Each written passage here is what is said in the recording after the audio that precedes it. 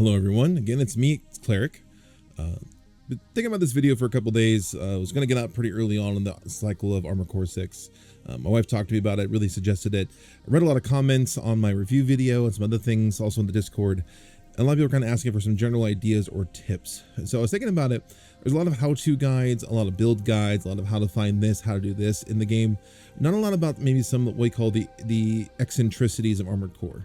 Now, there's probably less of them in Armored Core 6 than previous titles, but they definitely still exist. Some that are actually new and unique to Armored Core 6, and some that have always kind of been around. So these are all I'll call my general tips for people to play Armored Core 6. Now, this mostly applies to new players, but there also might be some returning players, people who played the previous games, who might find some of these things a little bit helpful. And I'm hoping through this that it'll make your game experience a little bit better and help you learn the game a little bit more so you can think more strategically as far as how you approach the game. So, number one, it's going to sound kind of cliche, but don't quit.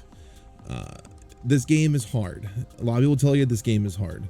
For a lot of previous players, it won't be as hard, but these bosses are not the easiest thing in the world. So there's two things along with don't quit. Number one, a new strategy.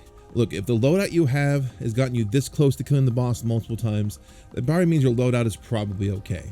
It's probably time to find a new approach.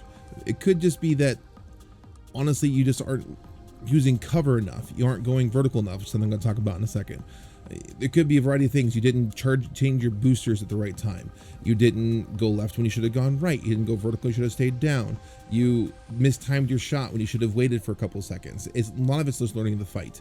So look for new strategy options. Take what you have and look for a new strategy. Now, if you're going to a fight with a boss and you just find yourself getting wasted every single time, it might be time to go back to the drawing board. Now, I realize if we're talking about the helicopter boss at the very beginning of the game, that's not an option for you. Look, I understand.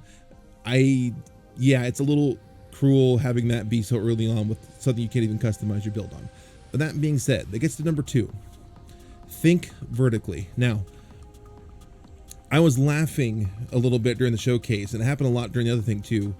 When we interviewed Ogura-san and Yamamura-san, and also during the showcase event, they wanted to make sure we worked in the term omnidirectional movement. It's showing the fact that, look, this is not just a horizontal plane moving game, it's also a vertical moving plane.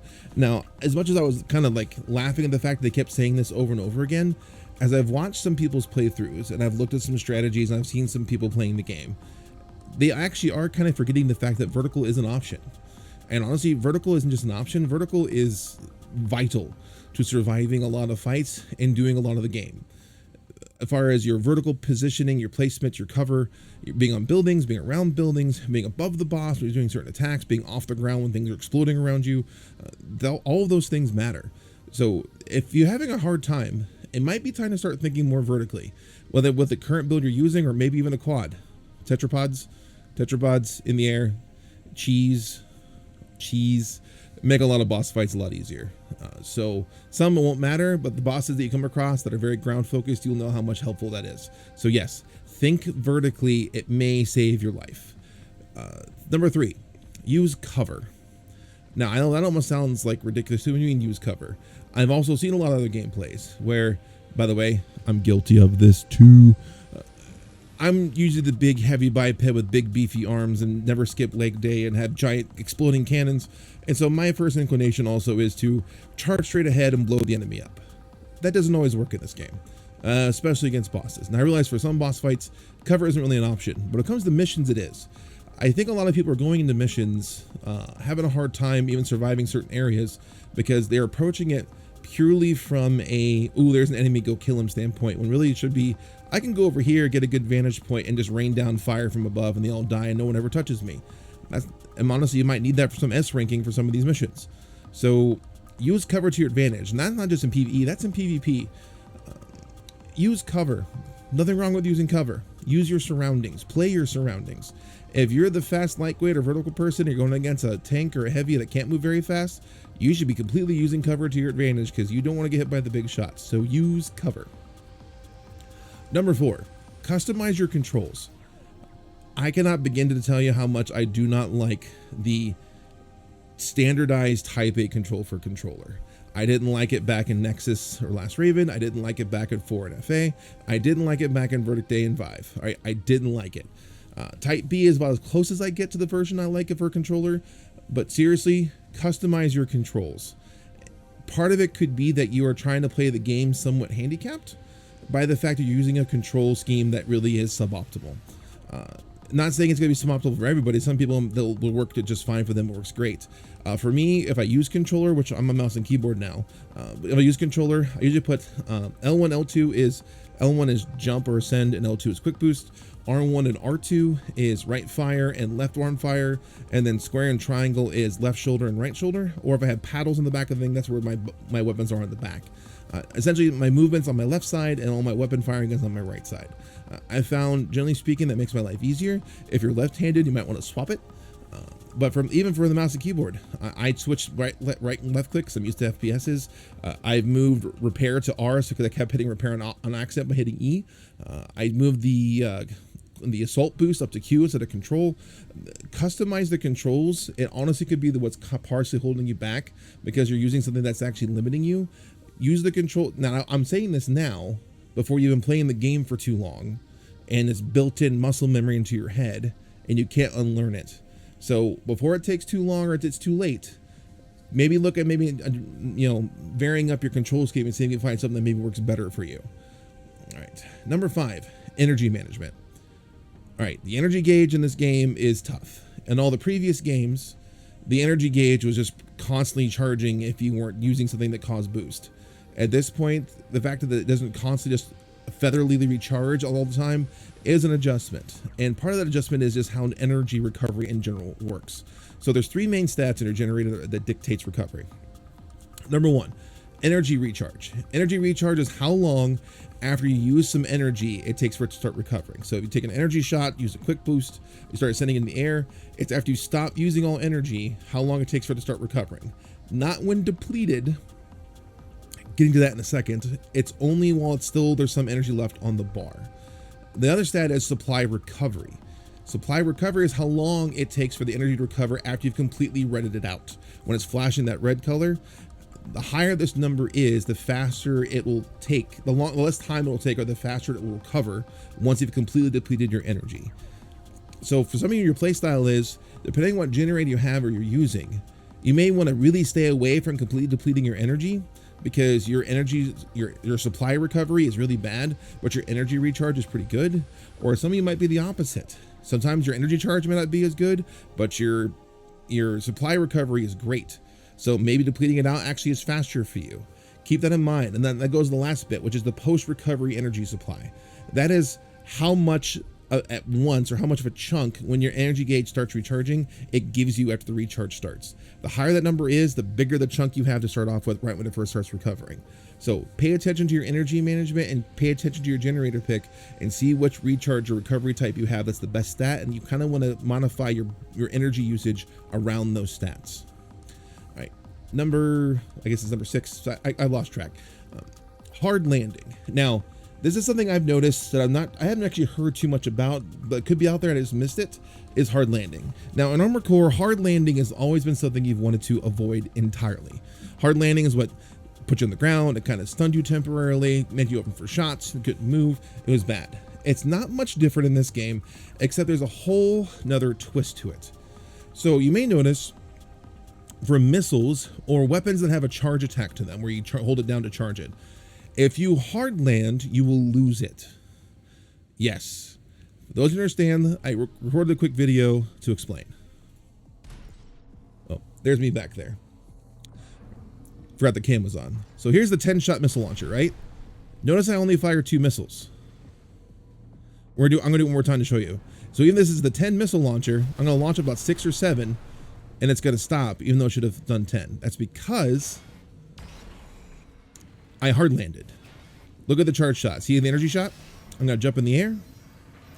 I'm going to hard land and let go of it, and it doesn't shoot it, but I lose the charge. Some of you may be thinking, why did my missile stop? Or why did my energy charge not go off? This is why. Most likely you hard landed, and that's the reason why you lost it. Now, I've been doing some testing on hard landing and trying to get a gauge for what it is. I haven't done enough proper testing as far as the leg type, if the leg type really matters. If tanks can even hard land. I haven't gone really deep into it. I've mostly been using heavy bipeds and quads. What I can tell, right around the 80 mark, so as far as your altimeter goes, on the right side of the screen, oh, I guess right side of the screen, I'll be this side for you, whatever. Camera's backwards. When you get to about 80 or so, about around the 80 mark, if you hard land without feathering your boost or softening your landing, you will hard land, which will cause this problem. So if you have a big multi-missile barrage lined up, if you have a big charge shot lined up, and you hard land, that is why you're losing your shot. So do your best to avoid hard landing at all costs. Not only does it slow your movement down, it also makes you lose some of your shots and leaves you open to enemy fire. So avoid hard landing. Number whatever next it is. PvP doesn't unlock until chapter 2. I know this wasn't obvious up front, but that's when it comes. Once you complete the chapter 2 boss, that's when PvP gets unlocked. And if I could make a suggestion. Now, I'm not gonna tell you how to play the game. You can play the game however you want. If you couldn't wait for PvP, want to go there right away, by all means, go ham. But you're gonna be gimping yourself a lot doing PvP that early on, because there's a lot of decent items that are pretty good, but there's a lot of stuff that comes later that makes it far superior build wise. To give you an example, so today being Friday the 25th, I had like 15 minutes before I had dinner coming, and I figured, you know what, I haven't done PvP yet, I'll just walk in there a little bit. Now granted, I've completed the game, I'm working on my extra playthroughs, I have quite a few parts. So I went in with a heavy biped with dual handguns and the dual cannons that you get, at the end of chapter 3. And I go into this room and I find a room that's a lobby of 9 for 1v1s, and I join it right away, and the room fills up really quick, and I have to be the first one in there, so I was going against the host first try. So here I'm with that load, and I'm going against a super lightweight reverse joint, and he has, you know, a chain gun, a couple other things. And so he goes around, and he honestly, just the way he plays, he goes right out in the open, not using cover, as I mentioned before. Doesn't play to his advantage, comes right into a firefight with me. And I literally just go handgun, handgun, handgun, handgun, handgun. He's staggered. I launch both cannons. It explodes. He dies. Go to round 2. I was like, okay, maybe he'll play cover a little better this time. We go out there, and sure enough, doesn't change his strategy at all. I go handgun, handgun, handgun, handgun, handgun. He's staggered. I launch both cannons at him. He dies. It was, and then after that match is over, obviously it was losers out. So essentially, when the loser goes, they rotate through the cycle for the next person who's spectating. I came back to the lobby, and it was like player left, player left, player left, player left. Like 5 people left the lobby, and then it was host is spaded room. So if that was you and you happen to see my video, I am sorry. I probably shouldn't have gone to that with that build. I saw everyone there for the most part was using things from the first couple chapters. I brought stuff in that was way later in the game as far as parts go. I hope I didn't ruin the experience for someone else and make them not want to play anymore. So to avoid a situation like that, although maybe you're like a PvP god, if that's the case, more power to you. I might recommend waiting on PvP so after you get more of the parts of the game and just have a few more hours under your belt in general. So that's it. I might have some more quick tips later. If I come across more stuff in the game where people are having questions about, then I'll cover those things and talk about them. And honestly, I feel like this is something worth getting out earlier rather than later to see if maybe it can help you out a little bit. So if you want more things like this, let me know. Feel free to comment, like, subscribe, become a member. Oh, by the way, I almost forgot about that. I have 2 new members. I'm gonna look this up on the fly. That's my fault. I should not have done this, but I was gonna do that, and I'm making this video right now live, and I don't want to lose it, and so I am going to look these people up right now. That way I can say thank you to them, because I promise to thank you if you subscribe. Not subscribe, excuse me, become a member. So my members, I have 2 new members since the last time I did the video, and that is Bushin Ryukat, who joined as an operator, taking advantage of the 99-cent membership, and Brenthias, who joined as a Raven. Thank you both so much. I appreciate supporting the channel. I hope I make it worth it to you. Hope you guys enjoy the content, and I'll see you guys in the next video.